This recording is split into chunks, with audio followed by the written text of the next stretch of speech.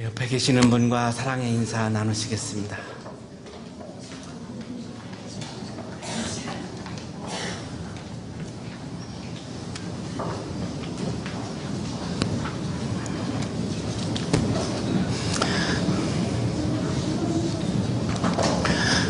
야스퍼스는 1901년에 하이델베르크 대학교의 법학과를 입학을 합니다.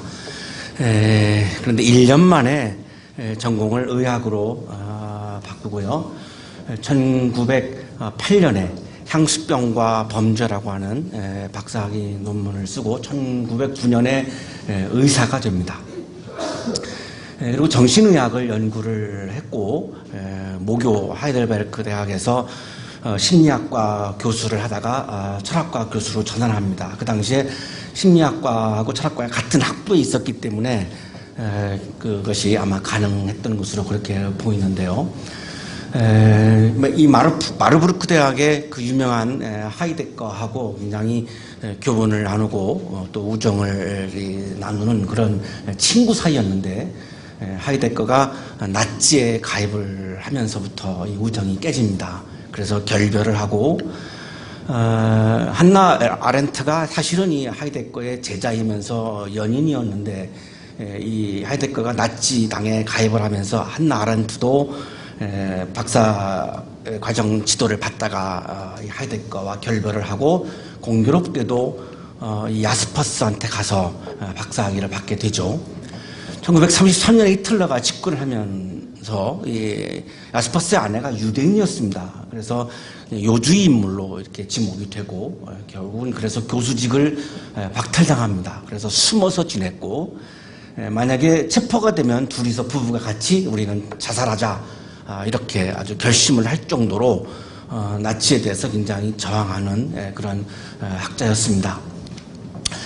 독일이 항복하면서 이제 정상으로 돌아오는데 이 야스퍼스가 하이델베르크 대학에서 이 나치와 타협했던 교수들을 교수직에서 다 사퇴하게 해야 된다. 역사의 죄인들을 선생님으로 우리가 모실 수는 없지 않느냐 이런 제안을 하죠. 그런데 나치와 타협하지 않은 교수가 거의 없었습니다. 그렇기 때문에 이 야스퍼스의 요구가 묵살됩니다. 굉장히 야스퍼스가 실망을 했고요. 1948년에 스위스 바젤 대학의 철학 교수직을 수락을 합니다. 이 바젤 대학은 그 유명한 칼 바르트라고 하는 신학자가 교수로 있었기 때문에 신학도들에게는 전 세계적으로 아주 선망의 대상인 그런 학교입니다. 그래서 스위스 바젤 대학에 가서 이제 교수를 하게 되고 67년에 독일 여권을 아예 반납을 해버리고 스위스 시민권을 취득을 해서 바젤 대학에서 철학을 가르치다가 결국에는 바젤에서 생을 마감을 하게 됩니다. 이런 그 인생을 살아가면서 야스퍼스가 한 가지 굉장히 주목했던 주제가 이거죠. 내가 변화시킬 수도 없고 피할 수도 없고 내가 아무것도 할 수 없는 영역이 존재한다는 거죠. 히틀러와 나치가 옳지 못하다라고 하는 것을 야스퍼스만 아는 것은 아닙니다. 하이델베르크 대학의 수많은 교수들이 다 그것을 이미 알았지만 그럼에도 불구하고 이거를 변화시킬 수도 없고 피할 수도 없고 그런 상황에서 내가 아무것도 할 수 없는 이 담벼락 같은 그런 영역이 우리들에게는 존재한다는 거죠. 야스퍼스뿐만이 아니라 히틀러가 존재했던 시대뿐만이 아니라 오늘을 사는 우리들도 우리의 일상 속에서 내가 어찌할 수 없는 상황, 내가 변화시킬 수 없는 상황, 내가 돌파해 나갈 수 없는 담벼락 같은 그런 상황, 그런 상황들이 어김없이 우리들에게 찾아옵니다. 어떤 신앙인들은 그것이 나에게 오지 않게 해달라고 기도하지만 신앙인이든 신앙인이지 않든 간에 가리지 않고 이 피할 수 없는 상황은 누구에게든지 옵니다. 이거를 내가 신앙으로 피할 수 있다고 생각하는 것은 어떻게 보면 그것이 바로 기복적인 신앙이라고 부를 수 있습니다. 신앙인에게는 오지 않고 신앙인 아닌 사람들에게만 온다? 그렇지 않습니다. 누구에게나 다 이것은 찾아오는 거죠. 단 신앙인과 비신앙의 차이는 이 피할 수 없는, 어찌할 수 없는 이 상황을 대하는 자세가 다른 거죠. 신앙인이 아는 사람들은 어찌할 수 없는 이 상황에 대해 앞에서 절망합니다. 그러나 신앙인들은 이 어찌할 수 없는 상황에서 하나님을 보는 거죠. 이것이 신앙인과 비신앙인의 차이입니다. 야스퍼스는 이거를 한계 상황이라고 불렀습니다. 그랜드 지투아지온, 한계 상황을 대하는 자세가 신앙인과 비신앙인은 다른 것이죠. 내가 신앙인인데도 불구하고 이 한계 상황 앞에서 내가 절망한다면 나는 비신앙인과 똑같은 거죠. 진정한 신앙인이란 이 한계 상황 앞에서 내가 어찌할 수 없음을 인정하고 그렇기 때문에 하나님을 보는 겁니다. 이게 진정한 신앙인의 자세이고 모습인 거죠. 야스퍼스는 이 한계 상황이 우리들을 절망 속으로 몰아간다고 얘기합니다. 자, 그런데 신앙인은 이 절대자에 대한 신앙으로 한계 상황을 극복할 수 있다는 것입니다. 이것이 신앙인의 모습이라는 거죠. 인용하겠습니다. 한계 상황 앞에서 인간은 어떤 것에도 의지할 수 없으며 모든 유한한 것은 참된 존재가 아니라는 사실을 자각한다. 한계 상황 앞에서 인간은 어떤 것에도 의지할 수 없는 상황이 오는데 그래서 인간은 유한한 거고 그래서 인간은 참된 존재가 아니라는 거예요. 참 존재가 있다는 거죠. 그거를 이제 신, 절대자, 하나님으로 야스퍼스는 보는 건데요. 초월자는 결코 형상화되거나 신체성으로 나타나지 않는다. 하나님은 인격적으로 우리를 만나시는 분이지만 인간의 모습으로, 인간의 육신의 모습으로 우리에게 나타나지 않습니다. 그래서 인간은 인간 자신의 언어로 초월자와 소통할 수 없다. 신 앞에서, 하나님 앞에서 나의 언어를 말하는 한 신을 만날 수 없다는 것입니다. 왜냐하면 신은 인격적으로 다가오시지만 인간의 모습이 아니시기 때문에 내 욕망의 언어, 나의 주장이 가득 차 있는 언어를 아무리 말해가지고는 그것은 그냥 독백으로 끝날 뿐이지 신과 접촉할 수 있는 접촉점이 그 언어에게는 없다는 것입니다. 사실 우리 한국의 그리스도인들에게 매우 중요한 선언을 야스퍼스가 하고 있는 건데요. 우리의 기도가, 우리의 신앙이 내 욕망으로 가득 차 있는 나의 언어일 때가 있기 때문입니다. 문제는 그 나의 언어로는 하나님을 만날 수 없다는 거죠. 하나님은 볼 수 없기 때문에, 하나님은 소리로만 현현하시기 때문에 하나님과 나의 만남은 소리의 차원에서 이루어지는데 이게 언어죠. 하나님의 언어에 내가 들어가지 않고 나의 언어를 말하는 한 나의 언어는 하나님의 소리와 차원이 다르기 때문에 하나님과 만날 수 없다는 것입니다.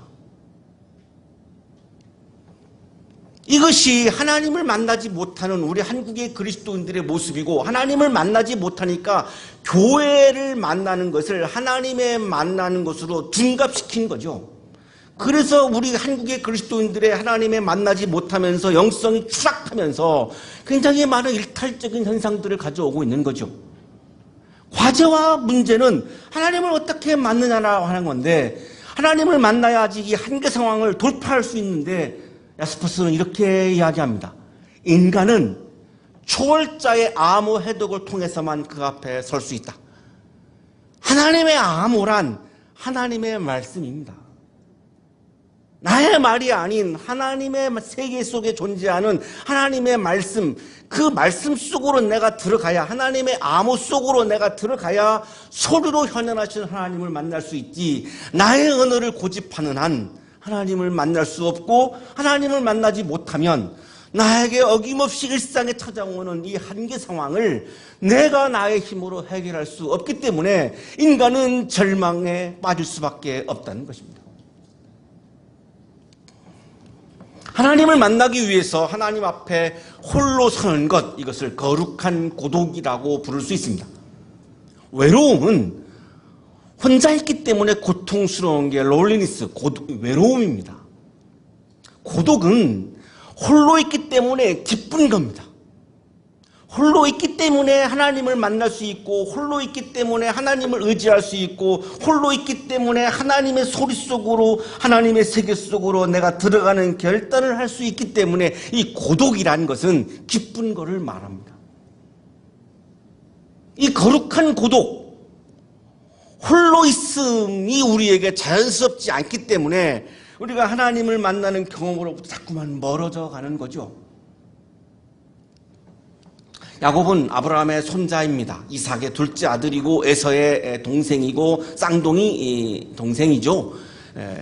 아주 이 속임수의 명수여서 형 에서를 속이고 맏아들의 권리를 가로챕니다. 아버지 이삭을 속이고 에서로 변장해가지고 축복의 권리를 또한 가로챕니다. 아주 정말 속임수의 명수입니다. 이 에서가 속은 것을 알고 분노에 가득 차가지고 야곱을 죽이려고 하죠. 그래서 야곱은 외삼촌 라반의 집 안으로 도망을 칩니다. 그 외삼촌 라반의 집에서 종으로 살다가 4명의 아내 그리고 11명의 자식을 이제 얻게 되고, 또 외삼촌 라반을 잘 속여가지고, 속임수의 명수니까요, 큰 부자가 됩니다.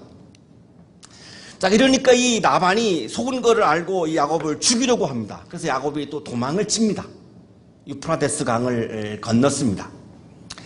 이 강을 건넌다라고 하는 것은 미지의 세계에 내가 보장이 되어 있는 것이 아무것도 없는 그런 미지의 세계로 가는 것을 의미하죠.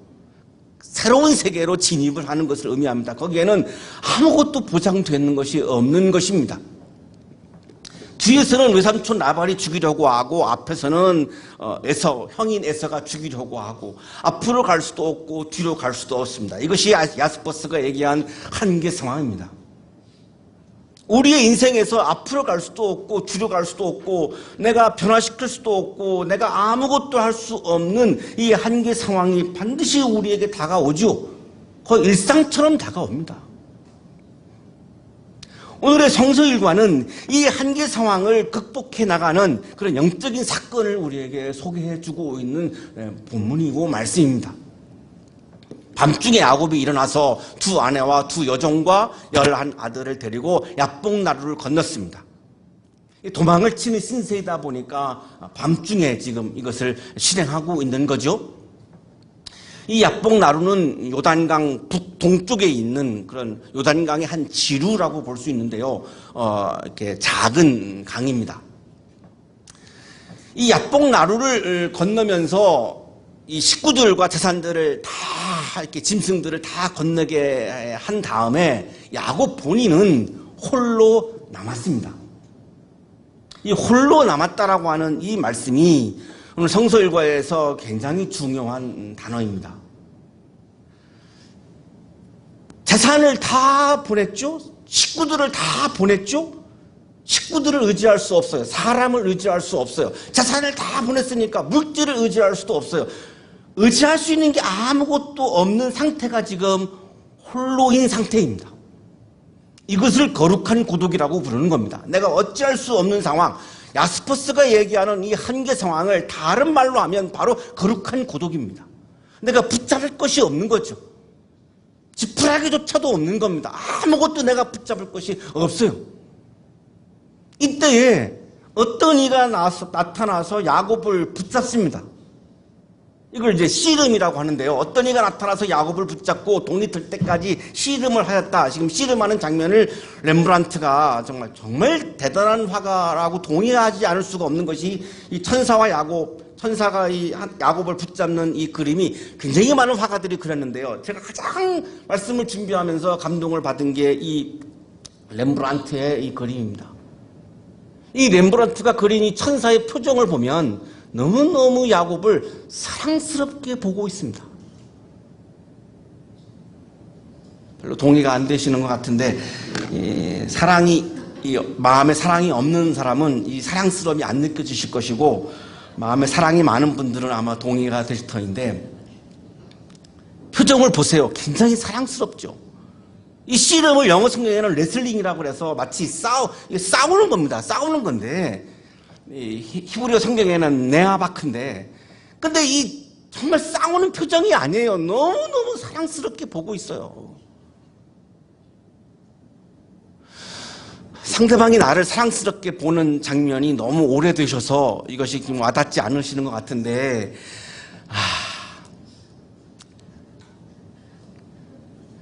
이 네바크라고 하는 히브리어가 하바크라고 하는 단어에서 유래했는데요. 이 하바크가 포옹하다라고 하는 뜻이에요. 사실은 이 씨름했다, 레슬링을 했다, 이 싸움을 걸었다 이렇게 우리가 읽고 있는데 사실은 포옹한 거예요. 껴안은 거예요. 안은 거예요. 붙잡은 거예요. 왜? 혼자거든요. 붙잡을 게 아무것도 없거든요. 붙잡을 게 없으니까 붙잡을 게 못 붙잡죠. 못 붙잡아요. 야곱이 천사를 붙잡은 게 아니에요. 붙잡을 게 없는 거예요. 붙잡을 게 없기 때문에 하나님이 야곱을 붙잡은 거예요. 이게 거룩한 구독 속에서 오는 영적인 경험이에요.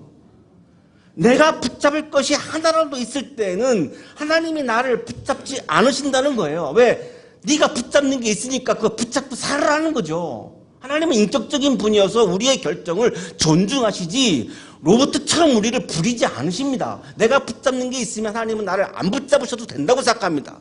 네가 붙잡는 게 있으니까. 근데 야곱은 붙잡을 게 아무것도 없어요. 그러니까 하나님이 붙잡아 주신 거예요. 그래서 야곱이 지금 하나님을 만나는 무미노제의 영적인 경험을 하고 있는 거예요. 완벽하게 혼자예요. 거룩한 구독 속으로 가지 않고는 하나님을 만나는 무미노제의 영적 경험을 할 수 없다는 것이에요. 내 마음속에 내 이 영혼 내 안에 내가 하나님이 아닌 다른 거를 붙잡으려고 하면 하나님이 나를 붙잡아 주시지 않고 내가 하나님을 아무리 붙잡으려고 해도 하나님이 나를 붙잡아 주시지 아니하면 하나님을 만날 수 없다는 거예요.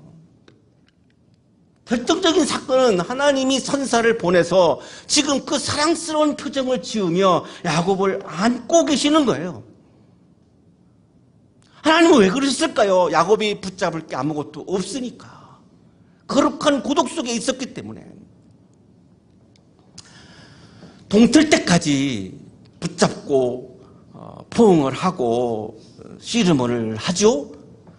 자, 그런데 도저히 야곱을 이길 수 없어요. 야곱을 이길 수 없다는 것은 싸움에서 이길 수 없다는 것이 아니라 이 붙잡았는데 야곱이 놓지를 않아요. 왜? 야곱은 붙잡을 게 없기 때문에 지금 이거 지금 붙잡힌 거 이거를 놓을 수가 없는 거예요. 이거를 놓으면 자기는 완전히 나락으로 떨어지기 때문에 이거를 놓을 수가 없어요. 그래서 어떤 이가 야곱의 엉덩이뼈를 쳐서 엉덩이뼈를 다치게 하죠. 이 엉덩이뼈는 이 아레크인데 대퇴부 사실은 이런 뜻을 가지고 있는데 우리 세번역에 엉덩이뼈라고 이렇게 엉덩이 아래쪽에 이렇게 움푹 들어간 부분을 그렇게 말하는데요. 몸의 중심에 있죠. 몸의 중심을 잡아주는 그 몸의 중심까지 무너뜨렸어요. 자, 재산도 없죠. 식구도 없죠. 남아있는 건 신체 하나인데 신체의 중심까지 다 무너뜨렸어요. 평생 남 속이면서 하나님을 치면서 하나님의 뜻에 순복하지 아니하면서 하나님께 대들었던 이 야곱을 참다 못해 하나님이 포옹하면서 사랑스럽게 치신 거예요. 분노로 심판으로 치신 것이 아니라 사랑스럽게 바라보시면서 지금 치신 거예요. 참 묘한 건데요. 쳤다라고 하는 거와 사랑의 감정이 어떻게 이것이 같이 공존할 수 있느냐. 하나님은 그걸 하신 거예요. 그렇게. 하나님이 꺾일 수는 없으니까 야곱을 치실 수밖에 없는 거죠.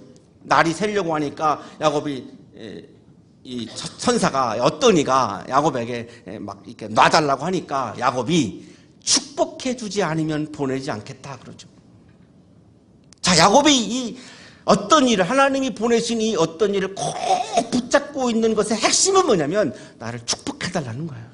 내가 붙잡을 것이 아무것도 없으니 나는 완전히 혼자 있으니 나는 완전히 홀로이니 나를 축복해 주십시오. 이것이 하나님을 붙잡고 있는 거룩한 고독의 모습이에요.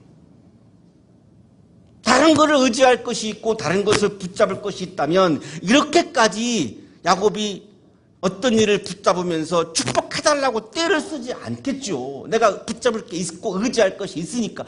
하나도 없기 때문에 지금 완전히 떼쓰고 있는 거죠. 그 떼쓰의 내용이 축복해달라는 거예요. 내가 아무것도 붙잡을 것이 없어서 거룩한 고독 속에서 하나님이 아니면 나는 살 수 없습니다. 하나님 나를 축복해 주십시오. 이것이 신앙인의 마음입니다. 그것이 거룩한 고독입니다. 그 거룩한 고독 속에 하나님은 나타나셔서 나를 붙잡아 주시는 것이 하나님을 만나는 영적인 경험, 누미노제의 경험입니다.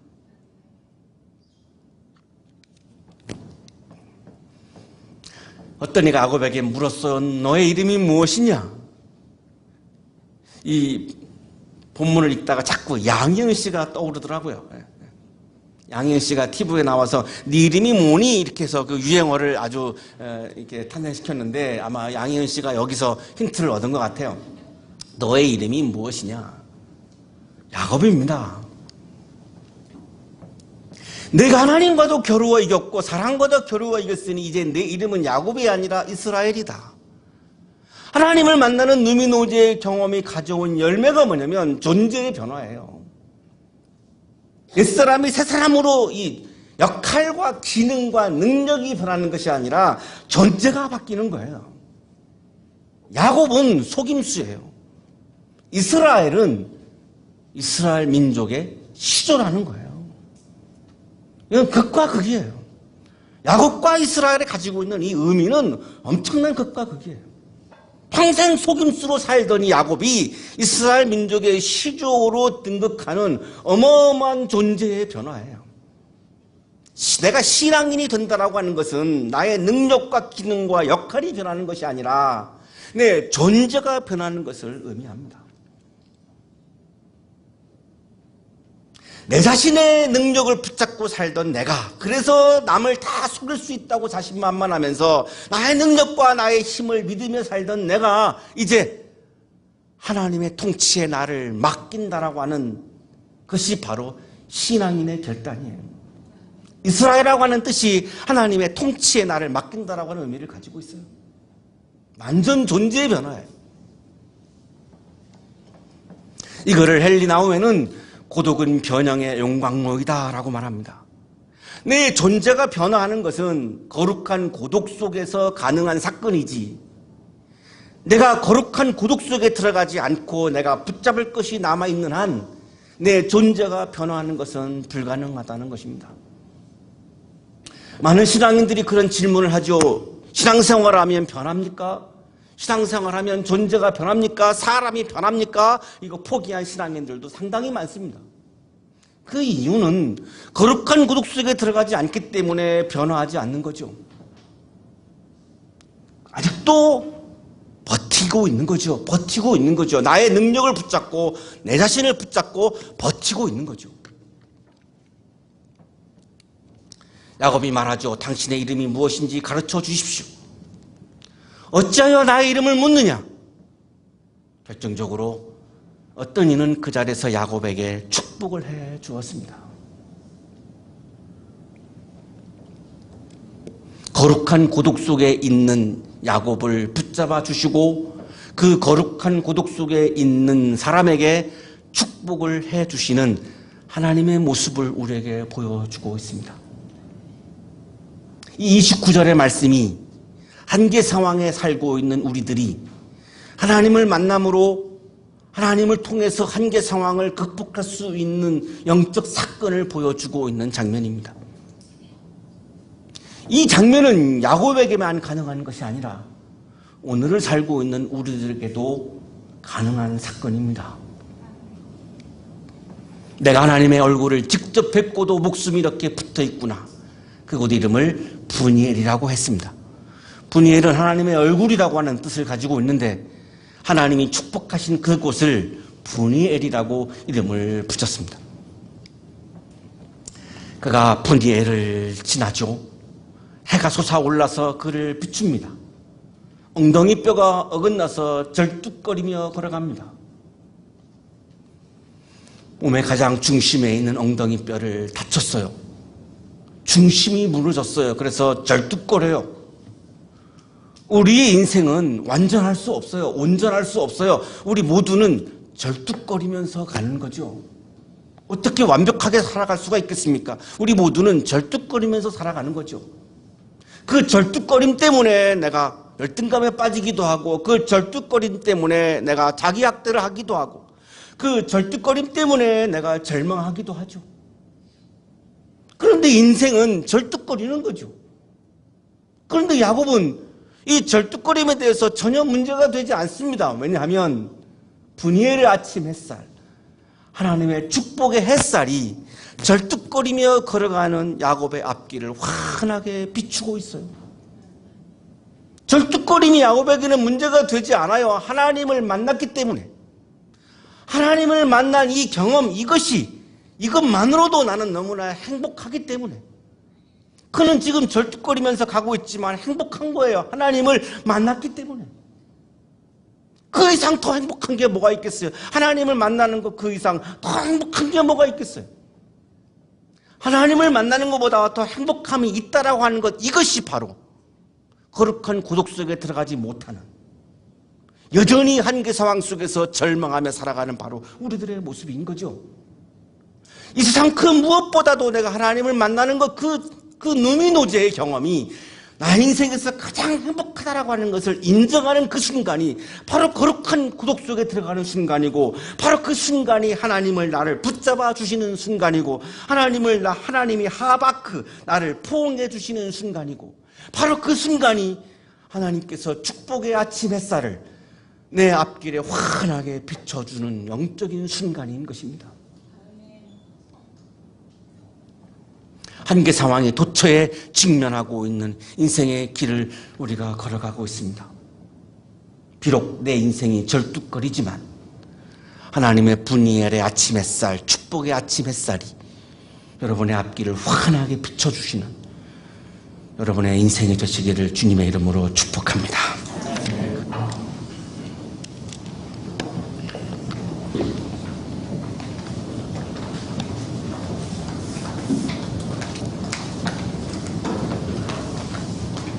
하나님, 우리는 일상 속에서 여러 가지 수많은 한계 상황들을 직면하며 살고 있습니다.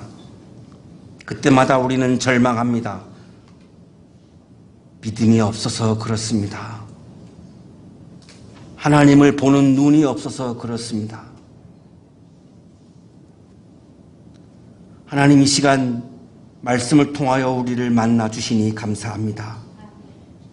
말씀을 통하여 우리의 마음속에 채워주신 믿음으로 우리의 한계 상황들을 이기며 승리하며 살아갈 수 있도록 복내려 주옵소서.